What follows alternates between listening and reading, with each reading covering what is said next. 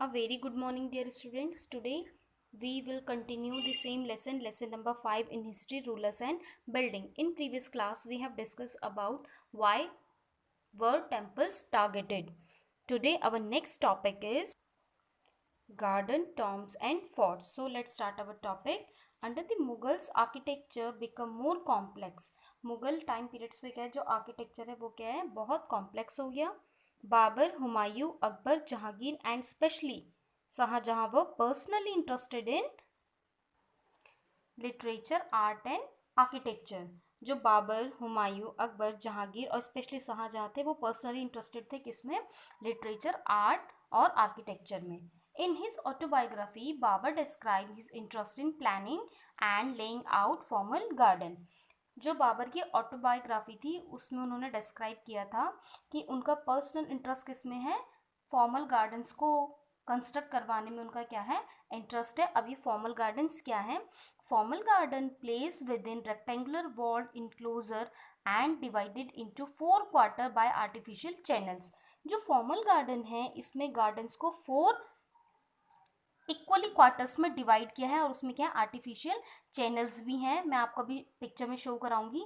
These gardens are called char bagh या 4 gardens. In gardens को चार बाग या 4 गार्डन भी कहते हैं. Because of their symmetrical division into quarters, क्योंकि उनको क्या है, इक्वली उनका जो क्या है डिवीजन किया गया क्वार्टर्स में. Beginning with Akbar, some of the most beautiful char bagh were constructed by Jahangir and Shahjahan in Kashmir, Agra and Delhi.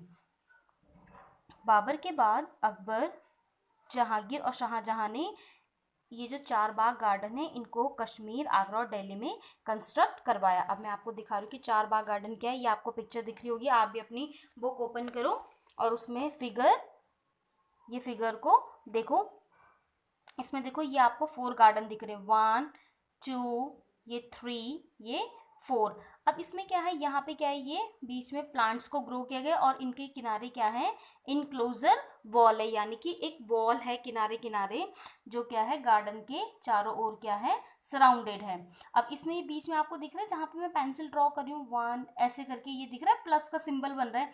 यहाँ पे क्या आर्टिफिशियल चैनल्स है, ये किसके लिए यूज होते हैं, इरिगेशन के लिए. इन प्लांट्स को इरिगेशन के लिए ये चैनल्स के थ्रू क्या है, इन प्लांट्स का इरिगेशन, इन प्लांट्स को इरिगेट करते हैं, इनकी सिंचाई करते हैं.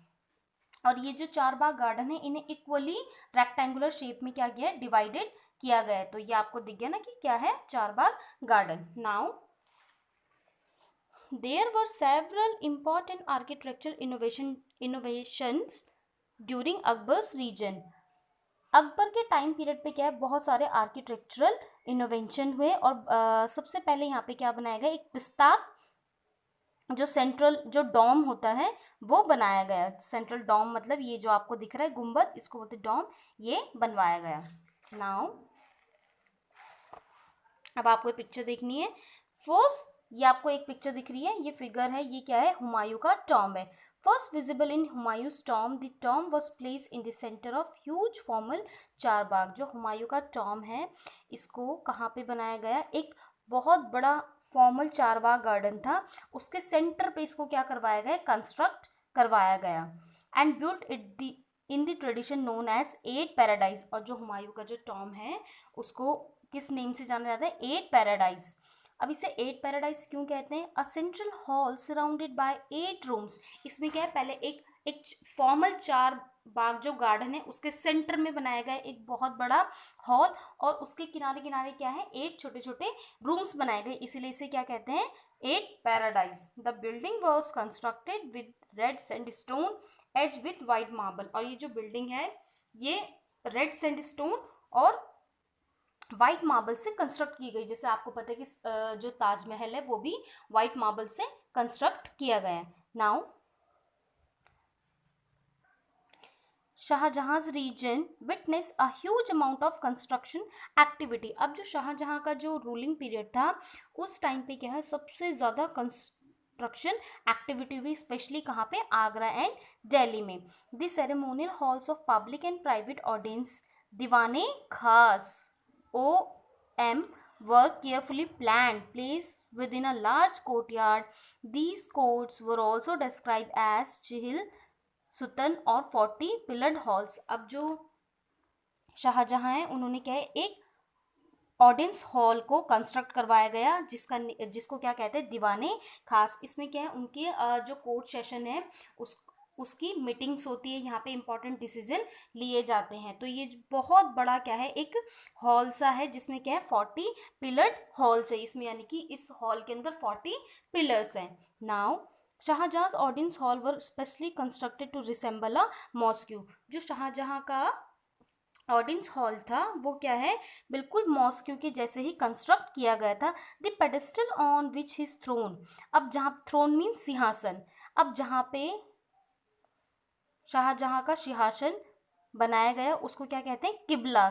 QIBLA, किबला।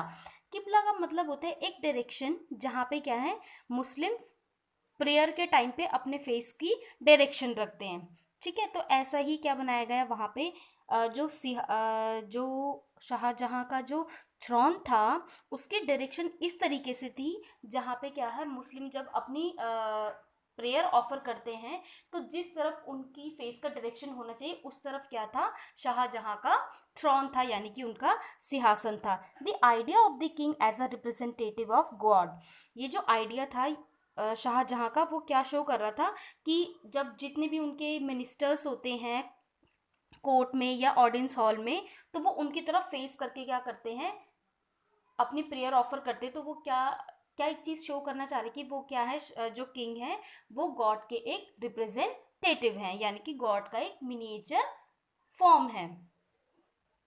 Now, the connection between royal justice and the imperial court was emphasized by Shah Jahan in his newly constructed court in the red fort eight Delhi. अब शाहजहां का एक जो जस्टिस का जो सिस्टम था वहाँ पे भी क्या है, कुछ इनोवेशन किए गए। Behind the emperor's throne were a series of, इसको आप अंडरलाइन करो, पिट्राडियोरा। पिट्राडियोरा inlays that depicted the legendary Greek god। पिट्राडियोरा एक सीरीज है जिसमें ग्रीक गॉड है ऑर्फियस, जिसका नेम है Orpheus, and Orpheus is playing the lewd. ये एक पिक्चर बनी हुई है पिट्राडियोरा, ये पिक्चर्स की एक सीरीज है जिसमें क्या है, ग्रीक गॉड ऑर्फियस क्या करें, ल्यूट यानी कि वीणा को बजा रहे। It was believe that Orpheus music could calm means peace furious beast until they coexisted together peaceably। ये बिलीव किया जाता है कि जब ऑर्फियस जो म्यूजिक है उससे क्या है, जो अग्रेसिव बीस्ट भी होते हैं वो भी क्या है, पीसफुली या कामफुली क्या है, एक दूसरे के साथ कोएग्जिस्ट करते हैं। The construction of Shahjahan's audience hall aim to communicate that the king's justice would treat the high and the low as equals, creating a world where all could live together in harmony।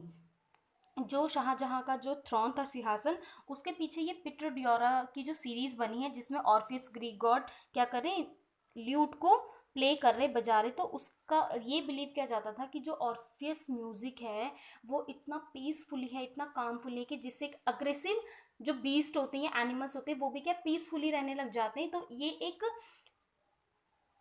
Message था audience के लिए कि अगर वो भी क्या है, अगर इस म्यूजिक को सुने तो वो भी क्या है, पीसफुली एक दूसरे के साथ रह सकते हैं। और जो शाहजहां का जो जस्टिस सिस्टम था वो क्या है, उसमें हाई या लो सभी को क्या है, इक्वल ट्रीटमेंट या इक्वल जस्टिस क्या है, प्रोवाइड किया जाता था, जिससे क्या है, सारे लोग, सारे जो पीपल्स हैं, ऑर्डिनरी पीपल, एक दूसरे के साथ हारमोनियस यानी कि अच्छी लाइफ क्या कर सके, स्पेंड कर सके। So that's all for today. In next class we will discuss about Taj Mahal. That's all for today.